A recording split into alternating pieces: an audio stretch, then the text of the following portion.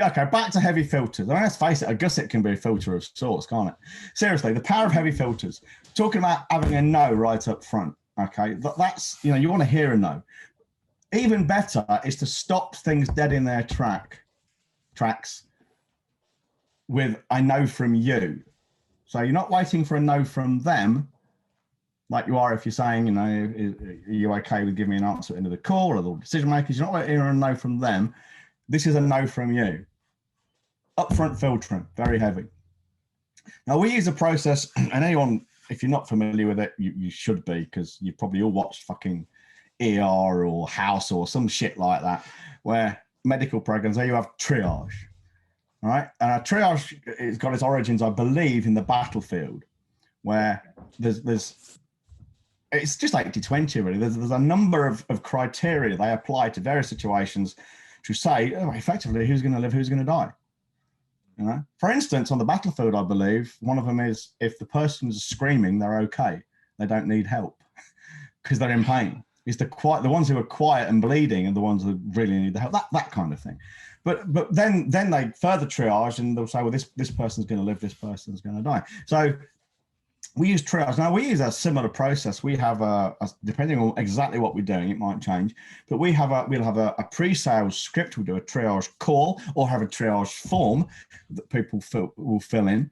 And the essential thing there is the format of it isn't important. What's important is there's probably 3 to 5 questions on there. I mean, there may be more questions, but there are 3 to 5 important ones which would determine whether or not we go further and they actually get on a sales call with me. Because they might not be suitable. Now, you might think this is snobbery. You might think, oh, you might lose some good clients. Yeah, we might. But that's the point of triage. Yes, it's not 100%, but it's good. It's so good. 80-20, you save a lot of time. So for us, for instance, the questions, the answers we're looking for, depending on what we're doing. So if we say we're recruiting for an elite mastermind, which is a 20K plus investment over a year. All right. So we want people who have got a certain level of profit every month, so they can afford the fees. If they're lower than that, we don't talk to them. There's no point, because we know, one, they probably can't afford it, and 2, they're not going to want to. Second thing is, are they in an ethical business? Because if they're not, we don't want to work with them. Third is, do they have a challenge we can actually help with? So if they come to us and say, look, we can't get decent clients, yeah, we can help you with that. We struggle to raise our prices, we can help you with that. If you come to us and say, we got staff problems, we can't find the right staff, we probably wouldn't bother, because that's not our expertise. So we have these, we have a set of triage questions, heavy upfront filtering. And it starts right from the minute you ever read your first email or advert or LinkedIn post from me, because you're exposed to my personality. And I start filtering you out. I swear that will filter some people out. I'm autistic. That will filter some people out. I've got a very uncompromising attitude to various things. I'm a libertarian. I'm not left wing. Those things too will filter people out.